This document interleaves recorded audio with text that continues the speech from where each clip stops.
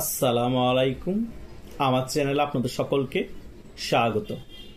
Doctor Yunus জাতিসংঘের সাধারণ অধিবেশনে নিউ ইয়র্কে গিয়েছে, আমরা সকলেই অবগত আছি। কিন্তু তিনি কোন এজেন্ডায় জাতিসংঘের সাধারণ অধিবেশনে গিয়েছে?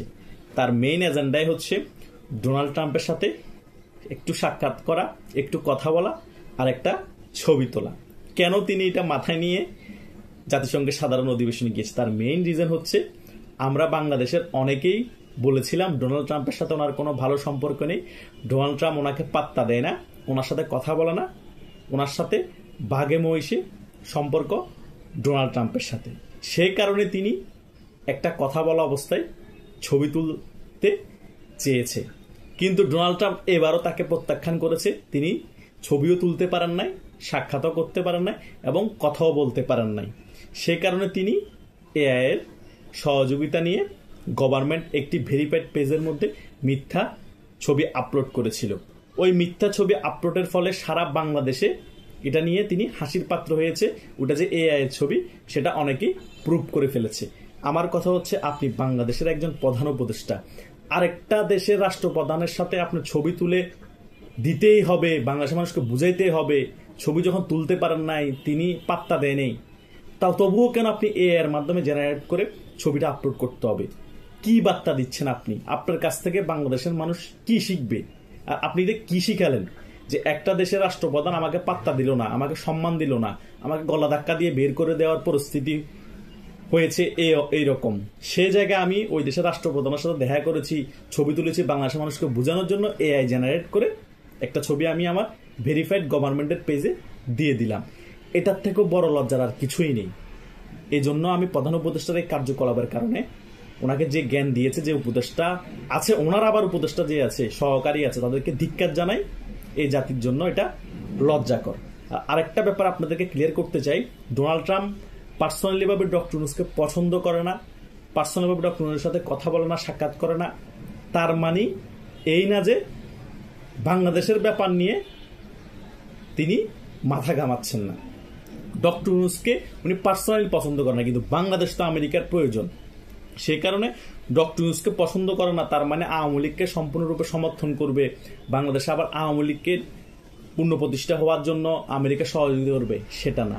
ডক্টর ইউনূসকে ব্যক্তি হিসেবে ডোনাল্ড ট্রাম্প পছন্দ করে না, কিন্তু আমেরিকার যেটা মেইন এজেন্ডা বাংলাদেশ নিয়ে, সেটা কিন্তু বাস্তবায়নের জন্য আমেরিকা উঠে পড়ে আগে থেকে লেগেছে, এখনো কিন্তু অ্যাক্টিভ আছে। সেটা থেকে আমেরিকা সরে আসে নাই, ঘাঁটি ওইখানে করতেও চেষ্টা করছে, হয়তোবা ঘাঁটি করেও ফেলবে এবং বাংলাদেশের মধ্যে আধিপত্য ধরে রাখার জন্য আমেরিকা চেষ্টা করছে। ডক্টর ইউনূসের ব্যাপারটা আলাদা আর বাংলাদেশের ব্যাপারটা আমেরিকার জন্য আলাদা। পররাষ্ট্র নীতির কিছু ব্যাপার স্যাপার আছে। ডোনাল্ড ট্রাম্প যদি প্রেসিডেন্ট থেকে চলেও যায়, তখনও কিন্তু এই নীতিতে থাকবে। ব্যক্তি হিসেবে ডক্টর ইউনূসকে ডোনাল্ড ট্রাম্প পছন্দ করতেই না পারে, কিন্তু দেশের স্বার্থে বাংলাদেশের ব্যাপারে কিন্তু আমেরিকা এখনো অ্যাক্টিভ আছে, সক্রিয় আছে। ইন্ডিয়ার সাথে সেই কারণেই আমেরিকার সাথে ক্ল্যাশ হচ্ছে। আমেরিকা চাচ্ছে বাংলাদেশের মধ্যে সম্পূর্ণ আধিপত্য বিস্তার ধরে রাখা, আমেরিকা সেটাই এখনো করতেছে। আর ইন্ডিয়া চাচ্ছে আমেরিকার আধিপত্যবাদকে বাংলাদেশ থেকে হটিয়ে আবার আগের মতো আধিপত্য বিস্তার করা বাংলাদেশের মধ্যে। ইন্ডিয়ার সাথে মেইন এই গোড়াটাতে প্রবলেম। এই গোড়ার প্রবলেমের কারণে সকল প্রবলেম এখন সৃষ্টি হচ্ছে।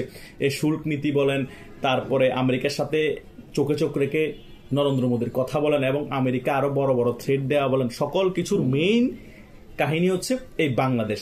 কারণ ইন্ডিয়া কখনো চাইবে না যে তার পেটের মধ্যে যে দেশটা আছে সেই দেশে আরেকটা দেশের প্রভাব বিস্তার থাকুক, তাহলে আমাদের সার্বভৌমত্বের জন্য হুমকি। আর আমেরিকা চাচ্ছে ইন্ডিয়াকে যদি আমি প্রেসারে রাখতেই হয়, তাহলে বাংলাদেশের মতো এই ইন্ডিয়ার পেটে যে রাষ্ট্র আছে তাকে আমার দরকার আছে, সেখানে আমার আধিপত্য বিস্তার করতে হবে।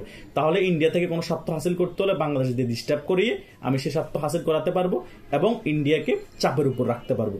এটাই চলতেছে আমেরিকা এবং ইন্ডিয়ার ভূরাজনৈতিক ব্যাপার স্যাপার। আর এখানে বাংলাদেশ হচ্ছে বলির পাঠা। এদিক দিয়ে চাপ দিচ্ছে ভারত, ওদিক দিয়ে চাপ দিচ্ছে আমেরিকা। আর আমাদের বাংলাদেশে সকল রাজনৈতিক দল আছে, তারা চুনোপুটি হিসেবে ওদের এজেন্ডা বাস্তবায়নের জন্য নিজেরা নিজেরা দলাদলি করতেছে। এদিকে বিএনপিকে তাল দিচ্ছে আরেকটা দেশ, বলতেছে তোমাদেরকে ক্ষমতায় বসিয়ে দিব, তোমরা আমাদের সাথে সম্পর্ক রাখো, আওয়ামী লীগকে দাঁড়াতে দিব না। এইদিকে ইন্ডিয়া আওয়ামী লীগকে পুনঃপ্রতিষ্ঠা করার জন্য, আওয়ামী লীগের প্রত্যাবর্তন ঘটানোর জন্য যা কিছু করার বহির্বিশ্বে কূটনৈতিক ব্যাপার স্যাপার সকল কিছু তারা করে যাচ্ছে। এটাই চলতেছে একটা দাবার ঘরের মতো। যার চাল, যে দেশের চাল যত বেশি ভালো হবে, সেই দেশের কূটনীতিকভাবে সফলতা পাওয়ার সম্ভাবনা বেড়ে যাবে। ইন্ডিয়াও কোনো অংশ কম না, কারণ এশিয়া মহাদেশের জন্য। আর আমেরিকার কূটনীতিও কোনো অংশ কম না, কারণ বহির্বিশ্বে আমেরিকা প্রত্যেকটা দেশের মধ্যে কলকাঠি লাড়িয়েই কিন্তু বিভিন্ন দেশের রেজিম চেঞ্জ করেছে। তাই বাংলাদেশেরও রেজিম চেঞ্জের পিছনে যে আমেরিকার হাতে, সেটাও আমরা সকলে জানি। তাই আমেরিকা আর ইন্ডিয়ার খেলা জমে উঠেছে। বাংলাদেশ হচ্ছে খেলার মাঠ। এই খেলার মাঠে আমাদের বাংলাদেশের জনগণ, রাজনৈতিক দলরাই খেলবে। শেষ পর্যন্ত যার কূটনীতি স্ট্রং থাকবে এবং সাধারণ জনগণ যে রাজনৈতিক দলের পক্ষে এসে দাঁড়াবে, তারাই জয়লাভ করবে। তাদের আধিপত্যই বাংলাদেশে বিস্তার হবে এবং তাদের আধিপত্যই বাংলাদেশে থাকবে।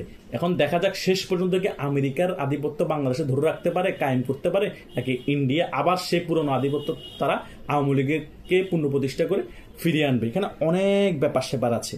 তাই আমাদের এগুলো গভীরভাবে চিন্তা করার বিষয় আছে। আমরা খালি চোখে যা দেখি তা দেখে কেউ হতাশ হবেন না। আওয়ামী লীগ একেবারেও হারিয়ে যায়নি। অনেকেই বলছেন আওয়ামী লীগ আর ফিরতে পারবে, কখনো মনে ফিরতে পারবে না। এগুলো চিন্তা করবেন না। আরে ভাই, রাজনীতি গেরা গলে অনেক সময় মার পেঁচে লেংখে অনেকে পড়ে যেতে হয়। তার মানে এই না যে সে উঠে দাঁড়িয়ে আবার খেলতে পারবে না। সে উঠে দাঁড়িয়েও খেলতে পারবে, হয়তোবা শেষ পর্যায়ে সে আবার গোলও দিয়ে দিতে পারে, হয়তোবা সে জিতেও যেতে পারে। এটা আমাদের আশা রাখতে হবে। আওয়ামী লীগ হয়তোবা রাজনৈতিক মার পেঁচে লেংখে পড়ে গিয়েছে, আওয়ামী লীগ আবার উঠেও দাঁড়াবে, শেষ মিনিটের গোলটা হয়তো আওয়ামী লীগে দিবে। এটা আপনারা আশা রাখতে পারেন, কারণ আশার উপর দুনিয়া টিকে আছে। আপনারা আশা ছেড়ে দিয়েছেন, তার মানে আপনারা খেলার আগেই হেরে গিয়েছেন। আপনাদের দ্বারা কিছুই হবে না। তাই আওয়ামী লীগ যে ফিরবে, এটা আমি কেন সবসময় সকল বিরতি বলি, কারণ এটা পানির মতো ক্লিয়ার। ইন্ডিয়া আওয়ামী লীগকে ফিরিয়ে ছাড়বে এবং বাংলাদেশের জনগণ এখন আওয়ামী লীগের পাশে আছে। জাস্ট আওয়ামী লীগ রাজপথে নেমে তার শক্তিটা প্রদর্শন করে রাজপথটা কিছুদিনের জন্য দখল করলেই সাধারণ জনগণ সহ খেলা ফাইনাল হয়ে যাবে। এজন্য আমাদের আরো হয়তো কিছু মাস, কিছু বছর অপেক্ষা করতে হতে পারে। কারণ গণ অভ্যুত্থানের মাধ্যমে বা ষড়যন্ত্রমূলক গণ অভ্যুত্থান যেটাই বলেন না কেন, একটা সরকারের পতন হলে সেই সরকার ফিরে আসতে বা সেই দলটা ফিরে আসতে একটু সময়ের প্রয়োজন হয়। কারণ সাংগঠনিকভাবে তখন ভেঙে পড়ে, একটু সাংগঠনিকভাবে গোছাতে হয়। অনেক নেতা মারা যায়, অনেক নেতা পালিয়ে যায়। সেই কারণে আবার গুছিয়ে উঠতে কিছু 1-2 বছর সময় চলে যায়। সেই সময়গুলো চলে যাওয়ার কারণে আপনারা মনে করবেন না যে একেবারে হারিয়ে গেছে। এটা বহির্বিশ্বের অনেক দেশে হয়েছে, বাংলাদেশে এরকম অনেকবার হয়েছে। আবার সেই দলগুলো ফিরেও এসেছে এবং রাষ্ট্র ক্ষমতাও এসেছে। এটা বাংলাদেশের ইতিহাসই বলে। তাই ইতিহাস থেকে শিক্ষা নিয়ে আমাদের আত্মবিশ্বাসী থাকতে হবে এবং হতাশ হওয়া চলবে না। এবং ইন্ডিয়ার খেলা যে খেলতেছে সেটাও আমাদের মাথায় রাখতে হবে। 1 বছর গিয়েছে, কি হয়েছে, আরো 1 বছর যাক। ধৈর্যের ফল কিন্তু মিষ্টি হয়। 16 বছর ক্ষমতায় ছিলেন না, এখন হয়তো বা 7-8 বছর ক্ষমতার বাইরে থাকবেন, 3 বছর ক্ষমতার বাইরে থাকবেন, 2 বছর ক্ষমতার বাইরে থাকবেন। সমস্যা কোথায়? সারা বছরকে আমরাই ক্ষমতায় থাকতে হবে, আপনারাই ক্ষমতায় থাকতে হবে। অন্য রাজনৈতিক দল রাজনীতি করতেছে, তারাও তো ক্ষমতায় আসার জন্য। অন্য রাজনৈতিক দল কি ভালো কাজ করছে না খারাপ কাজ করছে, আওয়ামী লীগের সাথে একটু কম্পেয়ার করার জন্য ওরা ক্ষমতায় আসুক। তারপরে যখন বুঝতে পারবে যে না, আওয়ামী লীগ 16 বছর শাসন আমল অনেক বেশি ভালো ছিল এদের থেকেও, আমরা আবার আওয়ামী লীগকে চাই। এটা বোঝার দরকার আছে জনগণের। তাই সেজন্য আমাদের শেষ পর্যন্ত একটু অপেক্ষা করতে হবে। ডক্টর ইউনূস যতই ডোনাল্ড ট্রাম্পের সাথে ফেক ছবি এআই দিয়ে বানিয়ে দেখাক, ওটা বানিয়ে দেখায়, সেটা বানিয়ে দেখাক, ডক্টর ইউনূসকে পার্সোনালি ডোনাল্ড ট্রাম্প পছন্দ করে না, এটা 100% রাইট। আবার এটাও রাইট, আমেরিকা বাংলাদেশের ব্যাপার নিয়ে খুবই অ্যাক্টিভ এবং ডক্টর ইউনূসের ব্যাপারের সাথে বাংলাদেশের ব্যাপারগুলো আপনারা গুলিয়েও ফেলবেন না। কিন্তু হতাশ হবেন না, ইন্ডিয়া বাংলাদেশ আওয়ামী লীগের পাশে আছে এবং বাংলাদেশের জনগণের পাশে আছে।